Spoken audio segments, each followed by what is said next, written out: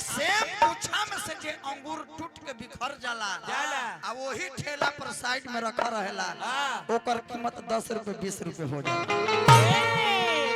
सही बात।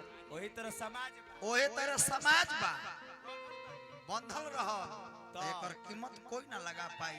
यदि टूट जाई तो कौनो आके कुछ बोल दी है, कह दी है, कर दी है। जगह जगह के बात बा कृष्णा भाई। ये जौन पानी के बोतल रहुआ सब अभी देनी है भेसलरी वाला हमारा डोम महाराज के ओकर बाजार में किनम तो 20 रुपए बोतल मिल सकेला 1 लीटर वाला। आ वही सेम पानी के बोतल यदि एयरपोर्ट पर किनम तो ओकर कीमत 150 200 हो जाए। सही बात। जगह के मोल जगह चिन्हरी तारा से चिन्हात नहीं के। एगो पत्थर के टुकड़ा से यदि कुत्ता को मारिएगा तो कुत्ता भाग जाएगा। पत्थर के टुकड़ा से यदि कुत्ता को मारिएगा तो कुत्ता भाग जाएगा, क्योंकि कुत्ता समूह में एकत्रित होकर जुड़ने वाला नहीं है। और वही सेम पत्थर उठाकर एक मधुमक्खी को मारिएगा छाता में तो मधुमक्खी आपको घेर के काट लेगा, क्योंकि मधुमक्खी अपना समूह में है और एक कुत्ता समूह में नहीं है। एक कुत्ता के टंगरी खींच के फेंक दो ले जाके गंगा जी में।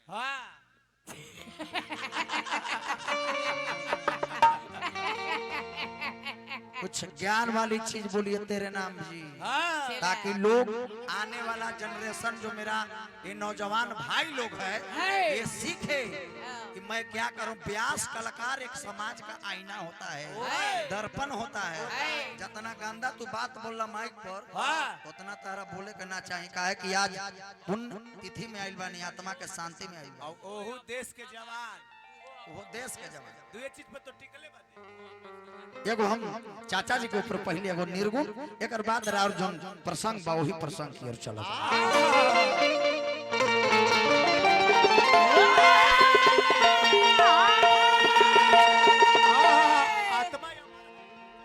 ये आत्मा अजर है बटो। ये शरीर से आत्मा जो निकलती है आत्मा पुल्लिंग नहीं है, आत्मा स्त्रीलिंग है। ये आत्मा अजर है, अमर है, अविनाशी है। अजर मने कभी जर नहीं सकती, अमर मने कभी मर नहीं सकती, अविनाशी मने कभी नाश नहीं हो सकती। जैसे पुराने वस्त्र को ये अभी हम पहनले बानी 5 महीना बाद एकरा फेंक सकेला, पुरानी हो जाए।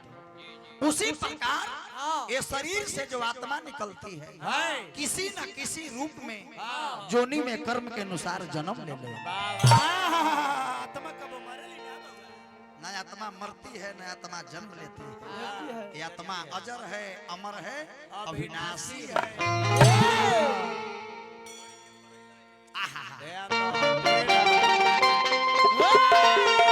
छोड़ी के संजय भैया ध्यान दें, आपके पिताजी के ऊपर गीत है। अरे छोड़ी के अरवलो ये सावरू तो कैसे के भवाना रहिए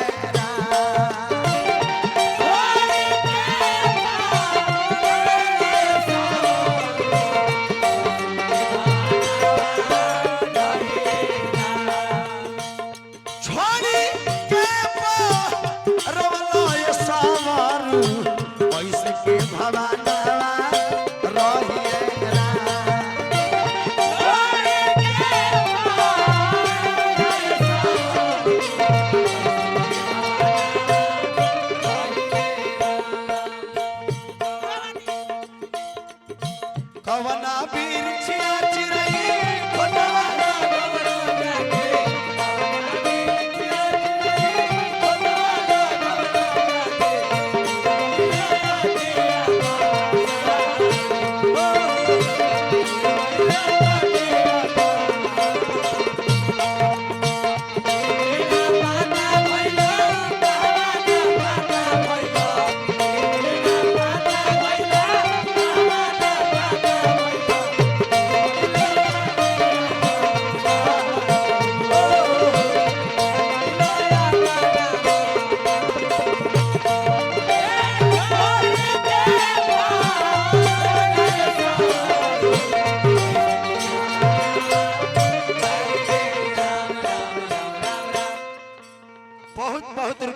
पुरस्कार हमने का संजय भैया जी जी इतना ऊंच पोस्ट पर हो के भी जी सुबेदार है कृष्णा भैया हम लोग कुछ भी नहीं है नहीं शांति बनी है तनी हम लोग कुछ भी नहीं है और हम लोग यहाँ मालिक बन बैठे हैं ये अभी क्या बोल रहे थे कि हम हर चीज में प्रांगत हैं हर चीज में विद्वान हैं हर चीज के जानकार हैं तुम कुछ भी नहीं हो अरे हम सब जीवन भर करते हैं कि इस जमीन का मालिक हम हैं इस घर का मालिक हम हैं मालिक बनने की कोशिश मत करो कुछ दिन का मेहमान है हम सब सही बात मिठाई सही बात रोल रोल निभावा कुछ दिन का मेहमान हो आया है सो जाएगा राजा रंग फकीर एक सिंहासन चढ़ चले तो एक बंधे जंजीर अरे जिंदगी एक किराए का घर है बात में रस चुए का चाहिए संजय भैया जिंदगी एक किराए का घर है एक न एक दिन बदलना पड़ेगा मौत जब तुझको आवाज देगी ये घर से बाहर निकलना पड़ेगा तो प्रसंग के जोकर बनले हवा देखा था हम प्रसंग कहाँ से भाई डोम वाला बढ़िया गए तू तो डोम लेके आइल बड़ा हम डोम कहाँ लेके आइल प्रसंगों के नासक आप बोल रहे हैं तेरे नाम जी की से बैजयंती के माला था रुद्राज का माला था नहीं कृष्णा भैया सुमंगली माला था बाबा के इतना चैनल लगा ना सुमंगली के माला था वही माला उठाने के लिए माला छड़ी सुपन डोम कहले रहले अरे प्रसंग जानिए आप कुछ जानते नहीं हैं बोलते संजय भैया गम गइले कहल कि नहीं सही बोलत हमरे चीज हमरे तलवारवा हमरे पतुवार कर मारे लागो तुरंत मारे लगा सुमंगली के माला रहे गार्जियन रहुआ सर्च करके देख सकिला चाहे कोनो किताब पढ़ सकते हैं और सुपन डोम ऐसे ही चल ना गइले कृष्णा भैया आप विद्वान हैं मैं आपके मोह लगे विचार किया का तो मोह लगा तब का तो गए हैं खाना खाने नहीं द्रौपदी के नंगे पांव जाने के बाद सुपन डोम अपना मन में सोच ले काहे कि सुपन डोम खाना खा के जब खात रहले तब द्रौपदी हंस देने रहली ह तो बाबा तो भाग गइले एकर मतलब कि हमर बेइज्जती होता शिकायत होता आ द्रौपदी के बाबा कहबो कहले कि द्रौपदी यही हंसलका के कारण महाभारत हो गई आ फिर तो हमरा पे हंसता रे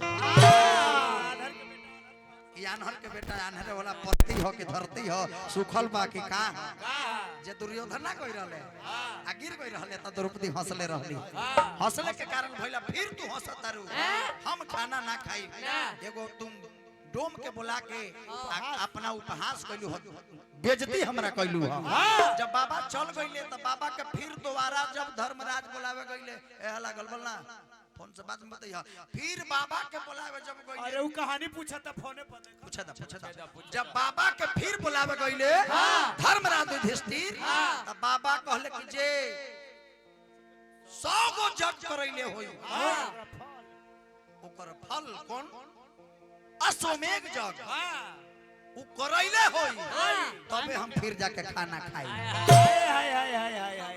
कभी है सब कभी पूरा जब देखल गई तो कोई 100 गो अश्वमेघ जग तो करवला ही ना रहल जब द्रौपदी नंगे पांव होके बाबा के जाके बोलवली ह तब सुपन डोम कहले एक डेग एक जग के बराबर होला जब नंगा पांव द्रौपदी गईली तब अब बताएं कि कोई कौन 100 डेग उगोल रही तब वही बाबा कहले कि द्रौपदी जब तू नंगे पांव हमरा भी आ गइलू त 100 गो अश्वमेघ जग के बराबर बा बाबा जाके ना बुझलो आ तब कन्हैया कहले कि ए डोम महाराज हम रउआ पर प्रसन्न बानी खुश बानी रउआ वरदान मांगी कहले कि कन्हैया जेकर दुनिया के रउआ मालिक होई हमरा वरदान का चाहिए जब रउआ के इच्छा बा तो वही अगिया धरावे वाला वरदानमा वही डोम के कृष्ण भगवान देले रहे जानिए यार अब अपनो सीखो चला आप नहीं जानते हैं मेरा कहानी को उल्टा आप काट रहे हैं चैनल लगा है किससे झूठ बोल रहे हैं अरे अरे यहाँ तो लोग बड़े बड़े मॉल में लिख दिया है कि आप सीसीटीवी कैमरे की निगरानी में है। अरे मूर्ख, तुम ये क्यों नहीं जानता है कि जो दुनिया प्राकृतिक है उसके निगरानी में हम सब हैं। सही बात। ये फोटो डिलीट हो जाला, वो डिलीट ना हो। ये फोटो डिलीट हो जाएगा कृष्णा भैया। जो लिखा रहता है कि सीसीटीवी कैमरे की निगरानी में हो तो ये तो डिलीट हो जाएगा, लेकिन वो प्रभु जी के निगरानी में हम सब हैं, वो डिलीट नहीं होगा। हार्ड सदा क्लियर है। हार्ड सॉफ्टवेयर हा। सीखो चला। जहिया से गइलो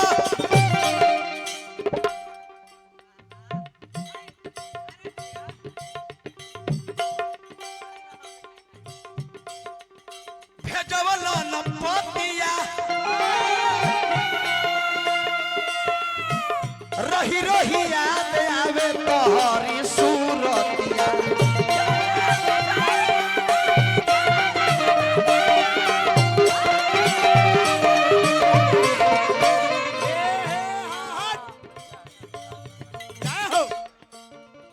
हमारे स्वर्गीय राजनाथ ठाकुर जी के छोटे से पुत्र बानी।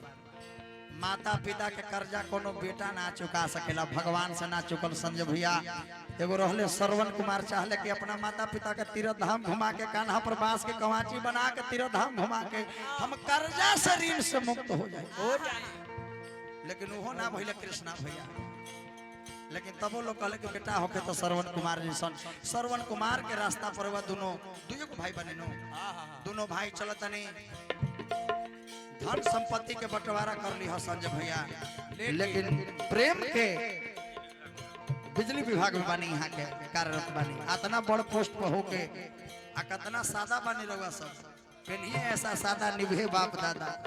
इतना बड़े पोस्ट पर होके आज एकरा कुछो नहीं, खाली पीतर वाला 4 गो अंगूठी मार के ही चली जाए। रोल गोल रोल गोल रोल गोल। अरे 3 जोगावे के चीज है बउआ। साफ ठठेरा उपेंद्र भैया नो, उपेंद्र भैया संजय भैया, आप दोनों भाई हमने के पहले के कमे रही मीठा बात में। पहले के हमने के बाप दादा लोग जब ले जिंदा रहे भाई भाई में बंटवारा तक ना हो ना, ढेर दिन चल। पहले मट्टी के मकान रहता था कृष्णा जी, तो इरादा पक्का था। आज पक्का के मकान है तो इरादा कच्चा है। सही बात। विचार कीजिए शब्द क्या मैं बोल रहा हूँ। विचार कीजिए। जहिया से गइलो भेजवले न पतिया रही रही याद आवे तोहरी सूरत।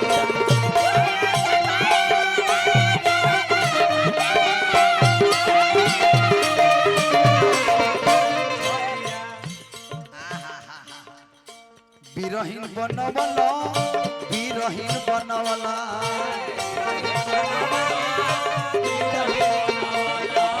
बिरहीन बनवला ए सवारू बिरहीन बनवला ए सवारू तो कैसे के भवाना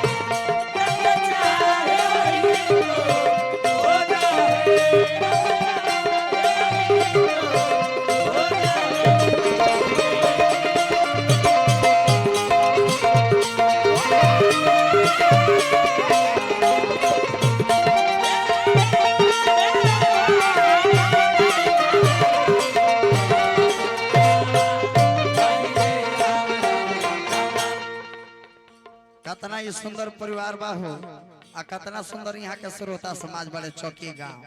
कहतर की चौकी में तू नया नया आइल बड़ा ना, कहतर की से हम तनी कमे गाव तू बेसी गाव, हम ये गांव के बनी ना ना ना ना। कलाकार के कौना घर आ गांव आ जिला आ जवार जात पात ना होला, जहाँ जाला वो है के हो जाला। तहरा से मान सम्मान में तनिको हमरा कमी नहीं के बुझाए ना जो संजय भैया अपन कसर छोड़ले हुई। कलाकार बनो, लयदार बनो, तेरे नाम भाई। कुरकुरो हट मत करो। अरे जो हता बाल कटवा ली तू, तार बाल खराब लगता।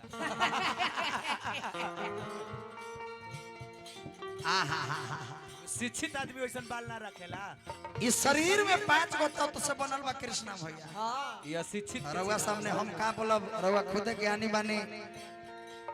मानस में गोस्वामी बाबा लिखतन के छीति जल पावक गगन समीरा समीरा अब पंच रचित अति अधम शरीर। शरीरा जब हमने पर विपद पड़ेला तनी रोक दहो।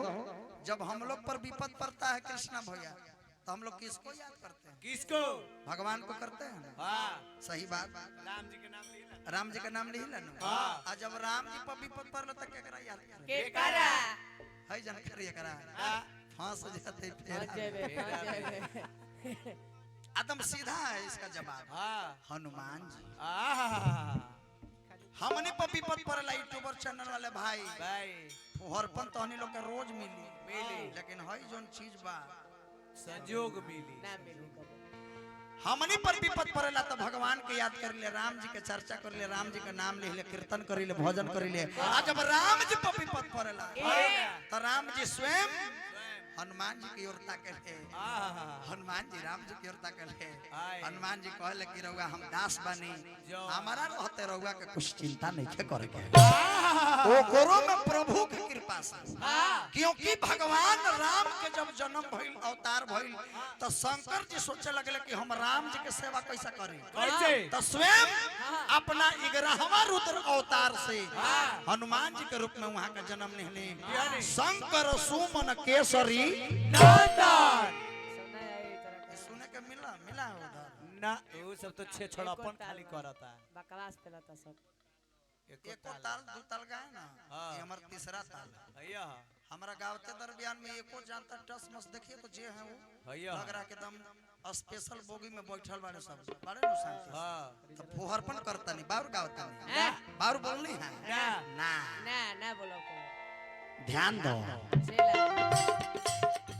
चला करब कमाई जवना लेके नहीं जइबो, अंत समय ई तो बड़ा पछल।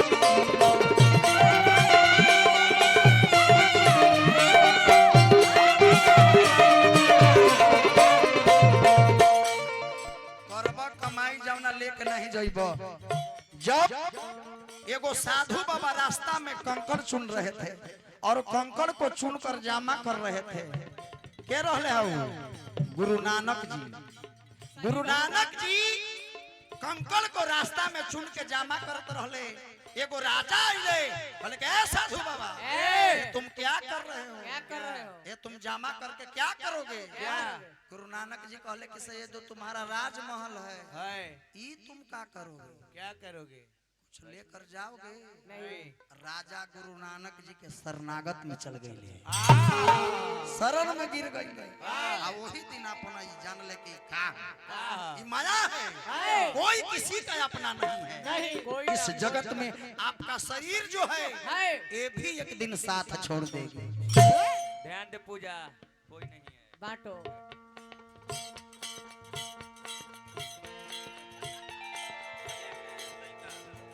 हमरा संजय भैया जी के सुपुत्र हार्दिक हार्दिक स्वागत बा। ये छोट लड़का के समझ में आवता ज्ञान वाला बात, लेकिन नहीं एचडी बोका के समझ में चाहे तो बोका बा। है ना।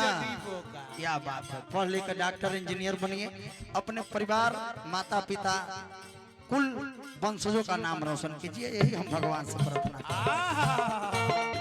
करब कमाई जवना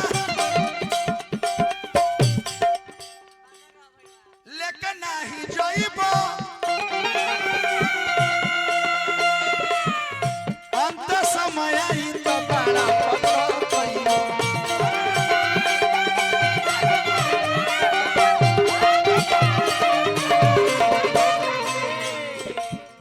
गुडू हल चलवा, गुडू हल चलवा, गुडू हल चलवा बाबू। अरे गावता मनी सगुना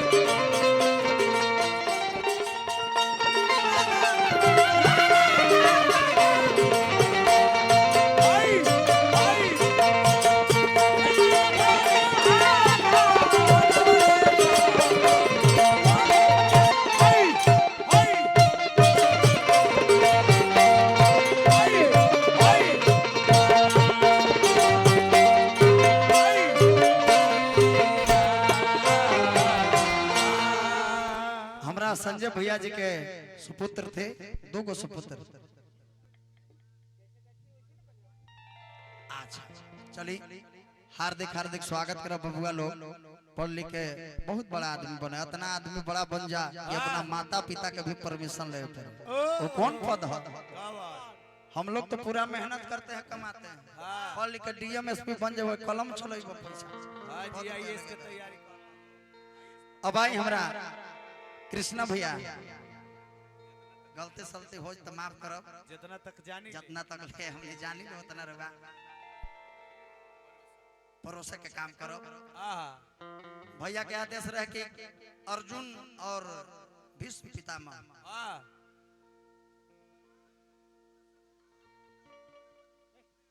भीष्म पितामह बोली। हाँ ना ना सुन ले जी जी चलिए यही जैसे नो चलिए ठीक ठीक ठीक ठीक न तो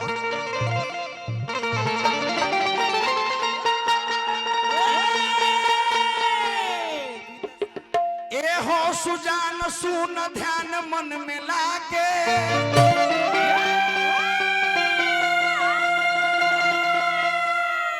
जुटल बबीर लोग कुरुक्षेत्र के मैदान में।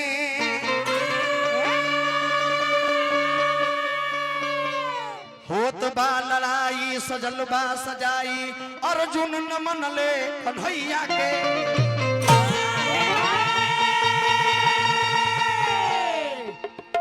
गाय गाय गुडू हलचल करिले बखनवा,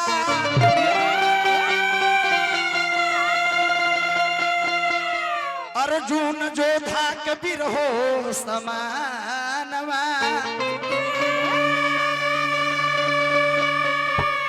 कुल के जे गौरव कुल के जे भूषण, रहले गंगा पुत्र भीष्म पितामह जी।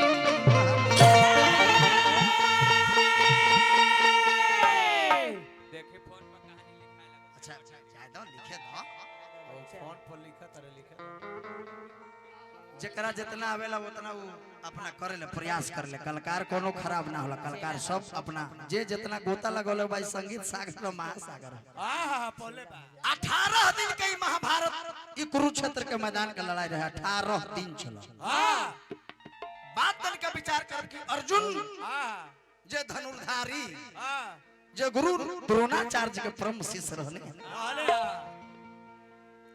भीष्म पितामह के सामना जब पड़ल, कन्हैया से कहता रे, हे कन्हैया हमर गांडी अब काम करत नइखे। जे सामने जिनका तू धनुष बाण हमरा चलावे के कहता रह, ई काम हमरा से ना होई। केकरा मारी? कन्हैया कहता रे कि अर्जुन भीष्म पितामह बड़े, इताहर दादा भीष्म पितामह के सामना तू पड़ल बाड़ो, आ तू एगो वीर होके आ ई कुल तू भाषा बोलता रह, ई उचित ना ई अनुचित ह। जमुना घड़ी द्रौपदी के चिरहरण होत रहे, वो घड़ी दादा भीष्म पितामह कहां रहले? द्रोणाचार्य कहां रहले? उसकावा तारे के यहू से ही लड़े खातिर तैयार होखस। कन्हैया से अर्जुन कहता रहे, आहो लड़ैया लड़ैया लड़ैया हो हम करब ना दादा से।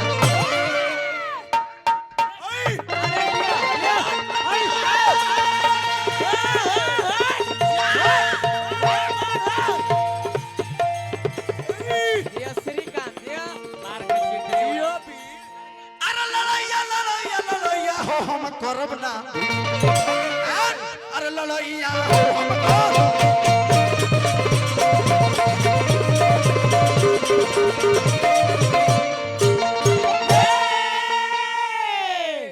ए हो कन्हैया हमर मानव वचनमा, तहरा के परतनी हम हो चरणवा।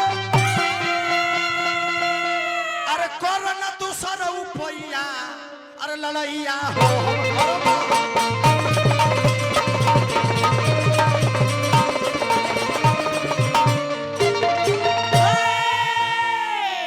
कान्हा कहले समझाई, कि कान्हा कहले समझाई, हर किरण में कर तू लड़ाई मन माना करे नहीं समझाई कहत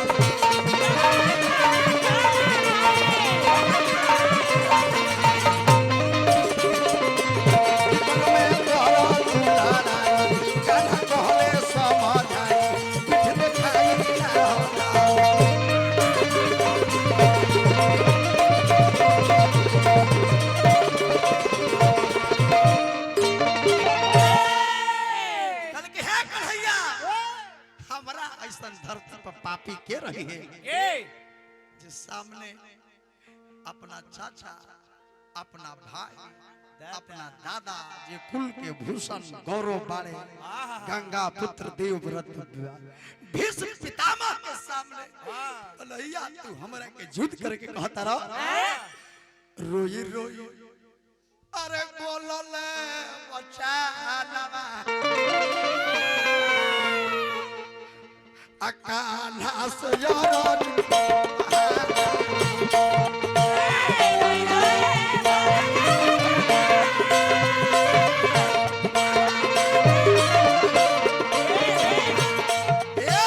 रोई रोई पहले बचानवा कान्हा जी से हो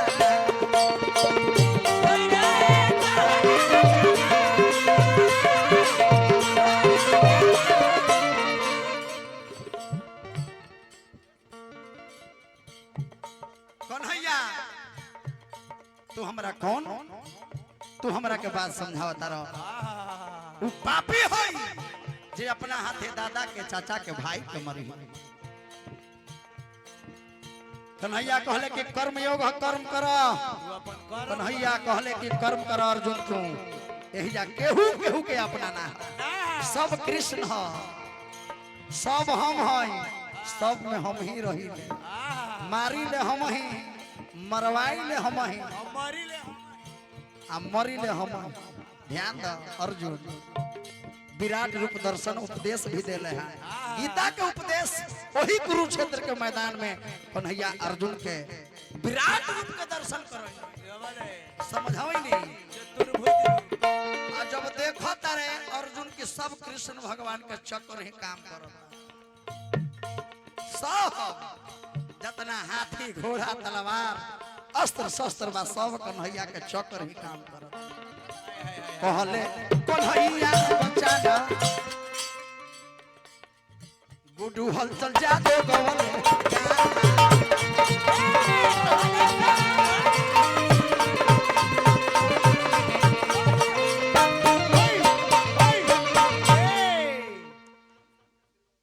तब कन्हैया जब वही कुरुक्षेत्र के मैदान में जे उतना बड़ महाभारत के रचना रचाई ले तो कहले रहने कि 5 गो पांडव जो इनको से आप पूछे थे 5 गो गांव कि 5 गो गांव ही दे दीजिए शांति दूत बन कर गए थे कृष्ण जी जब 12 बरस वनवास बीत जाने के बाद 1 बरस अज्ञातवास जे रहे अज्ञातवास के मतलब क्या है जो आपको अपरिचित होना चाहिए किसी से चिन्हाना नहीं चाहिए किसी के संज्ञान में नहीं आना चाहिए वही अज्ञातवास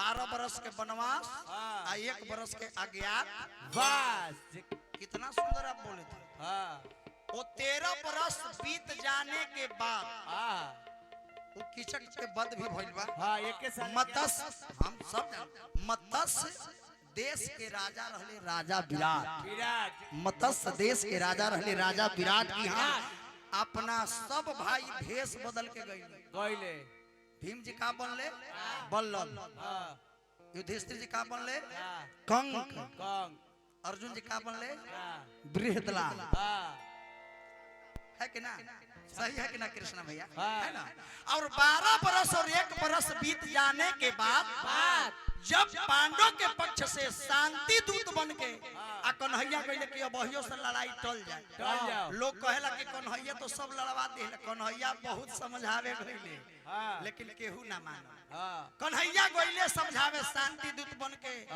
कि सब दो चाहे मत दो हिस्सा दो चाहे मत दो कम से कम पांडव के 5 गांव दे दो हाँ प्रसंग पूछ के आ गया तेरे नाम पूछे दो पूछे दो। पूंजी पूंजी नहीं खे पूछे दो वो पांचों गांव क्या था? इंद्रप्रस्थ, पनप्रस्थ, व्याघ्रप्रस्थ, तानप्रस्थ। एगो छोड़ा तनिया वहियो से का सॉरी, जाए। चेला हाँ चेला ताना चेला मेरा चेला पानप्रस्थ कहाँ था? ये तो पता अभी- नहीं होगा। अभी- पानीपत में। इंद्रप्रस्थ कहाँ है? हाँ। दिल्ली। हाँ जानिए तेरे नाम भाई, तब हम सब उझरने की कोशिश कीजिए। कलाकार का कोई जिला नहीं होता है। मैं अरवल जिला से बक्सर जिला में आया हूँ, तो आपसे ज्यादा हमको सम्मान मिलना चाहिए। और मिलता अब यही जतने खड़ी हो जाता हूँ। हाँ वही अर्जुन कहले जब विराट रूप दर्शन करिले, गीता के उपदेश दिहले। आर धारी लिहल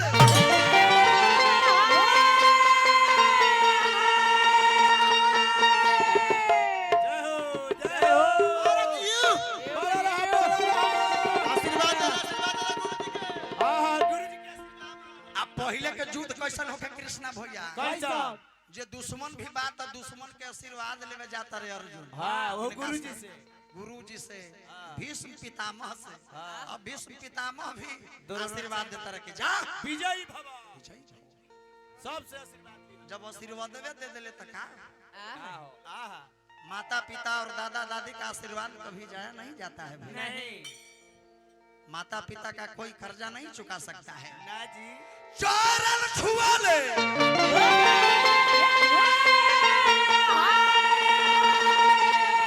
अर्जुन रजनवा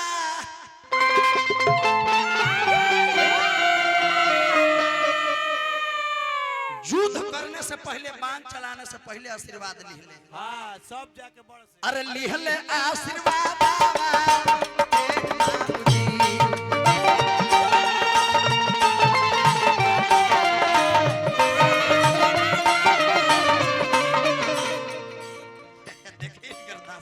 लिख ले बउआ लिख ले बुझ बुझी छोड़ दिया। लिखे लागल यही जो से छोड़ देंगे तो ये नहीं बढ़ा पाएगा। ना चेला है देखिए लिख ले ना बउआ ये लिख ले वो चेला है लिख मेरा ले चेला लिख ले बउआ लिख ले यही लौंडा ने बोल रहा था कि गुड्डू हलचल को हम मुर्गी बना के खेत देंगे। देख हाँ लीजिए, तोहरा के बकत बना देनी ना मुर्गी हम बनेंगे कि ये बनल है, देख लीजिए। चिढ़ा गया चिढ़ा गया भीष्म पितामह दादा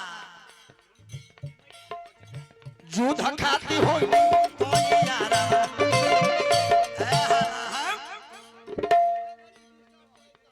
क्या बात है संजय भैया, आप लोग का विचार व्यवहार इतना सुंदर है। जय हो व्यवहार ही आप सबका परिचय है। इतना सुंदर व्यवहार बने रही आप सब। ये मेरा सौभाग्य है कि कृष्णा भैया के सामने, आप लोग के सामने मैं कुछ गा रहा हूँ। ये आप सबका बड़प्पन है, मेरा बड़प्पन नहीं है। ध्यान दे वही समय दृष्टांत के लइका दल बदल लिहले हाँ सही कहता रे, हमर झालो वाला विद्वाने पड़े। सब कभी है जय हो जय हो ओही गरी दल रे बदवले छाना, दल रे बदवले ओही छाना। आ कहले राजा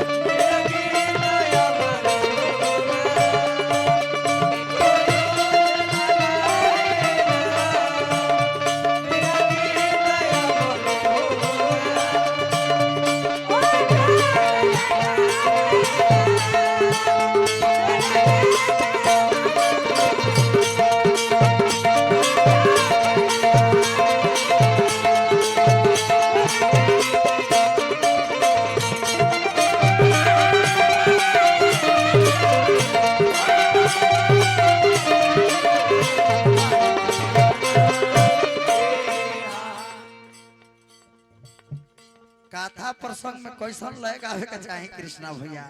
कम से कम अपना भी सेंस रखा दे। हाँ जी माइंड कथा प्रसंग गा रहे हैं ओकरा में लगा देंगे कि ले लो पुदीना ले लो पुदीना।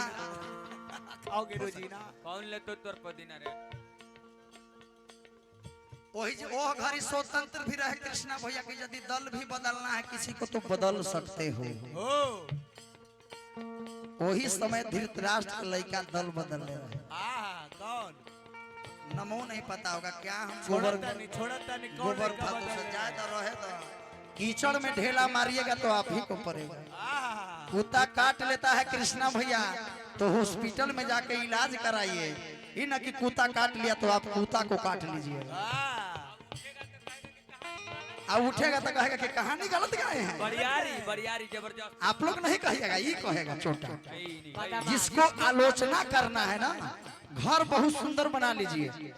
आ एक दो जगह यदि पेंट करने के लिए छूट जाएगा आ जिसको शिकायत करना है वो आपको हंसेगा शिकायत करेगा। देखी ना कि देखो ना कृष्णा भैया घर बढ़िया बनल था लेकिन पेंट करके लूर नहीं खे लूर ना भइल पेंट ना करे जो आपको जलन भाव से आलोचना करे। कुंवर कन्हैया के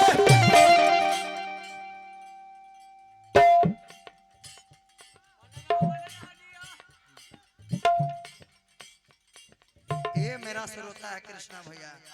मैं अपने से कभी नहीं बनता हूँ। मैं जानता हूँ कि मैं कुछ दिन का मेहमान हूँ। इस धरती पर एक से एक बड़े बड़े कलाकार हैं जो हिंदी सिनेमा में इंडियन आइडल जो होता है छोटे छोटे बच्चे गाते हैं, हम लोग से बढ़िया गाता है तो हम लोग क्यों बनेंगे।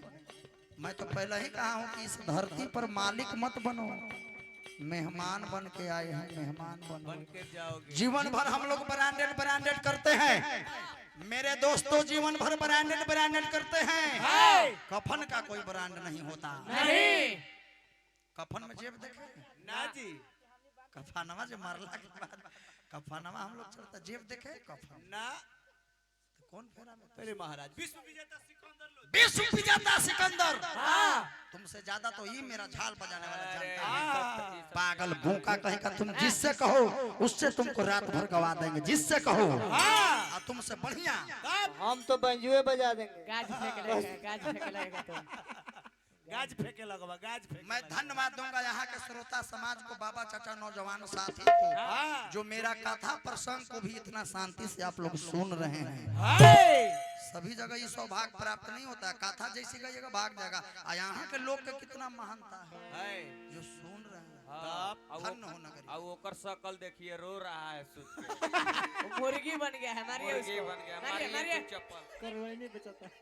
कृष्णा भैया कितना सुंदर नाम है कृष्णा।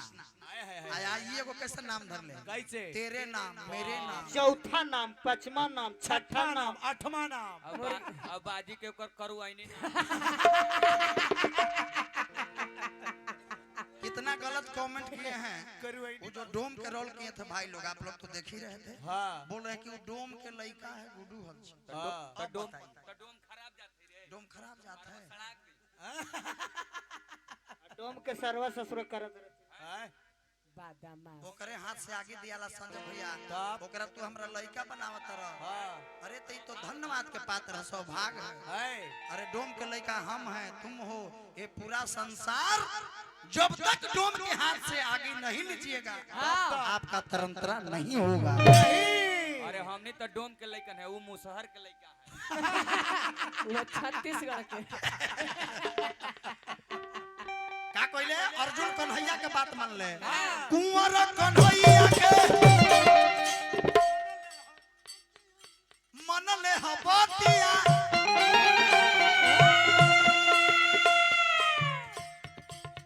पितामह के चरणों में जाके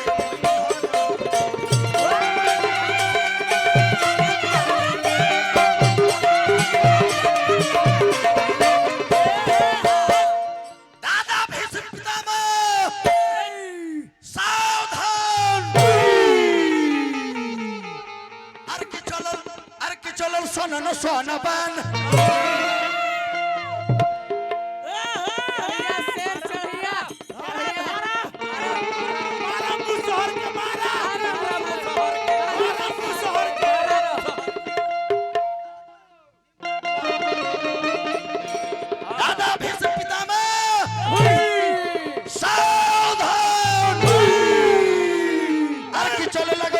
सोन बान आहो दादा हो गया सावधान अरे चलो सोना सोना आहो खिला गला बचूद देखवा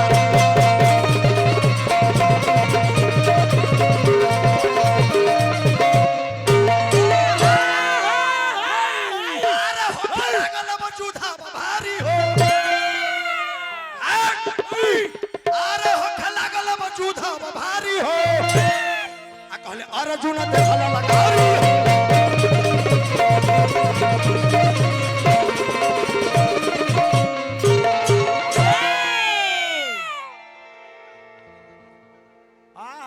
कबाड़ के फेंक देंगे। थोड़ा सा ताली बजाए आप सब लोग भैया टांग टांग तालियां तालियां जोरदार। तोले अर्जुन के लायक अब तक के लाज लगे हो रे। मुर्गी बन गए हो तो वक्त बना के रे लेंगे। मुर्गी बन जाए तले अर्जुन कलाई का वीर अभिमन्यु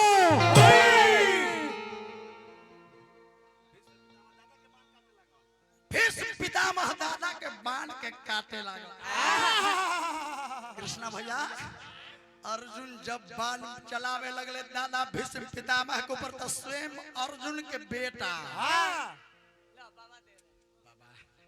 लाज लगे हो ताके। अरे लाज लगे हो। लिपस्टिक के टीका लेने चले थे। विचार करी मलिकार लो ना ना रहे दी बेचारा इहो भाई है इंसान का कदर करना सीखिए कोई जाति छोटा बड़ा नहीं होता। जितना भिखारी ठाकुर जी का नाम हो गया आपके समाज के जो भोजपुरी के शेक्सपियर जन्मदाता कहले उनकर शिकायत करावत है। उनकर शिकायत कर मार तो मारा चार चप्पल। तुमको गर्व होना चाहिए कि लालू यादव जी कर्पूरी ठाकुर जी जननायक कर्पूरी ठाकुर जी के नक्शे कदम पर चल ले लालू यादव हम सब एक हैं जोड़ी है इसको आप तोड़ रहे हैं इसने भेदभाव बंटवा। हम तो दूसर ना हवा तेरे नाम ना जौन तू हवा वो हम हैं जे हम हैं तू हवा ध्यान दा। हमनिए टूटल फूटल वाला तो 10-15% वाला मलाई मारत अच्छा भत कोई यदि होंगे तो बुरा मत मानिए हमनी इतना हो के नायक हमने टूटल फूटल वाला नायक मोदी जी निकाले हैं सब जाति तुलसी जी जब अर्जुन जब बाण चलावे लगले कुरुक्षेत्र के मैदान में दादा भीष्म पितामह के अर्जुन के लड़का स्वयं वीर अभिमन्यु बाण के काटे लगले ओहु दादा के भी बांध के काटता ये बबुआ अरे बनवा काटे लगले वीर अभिमन्यु होय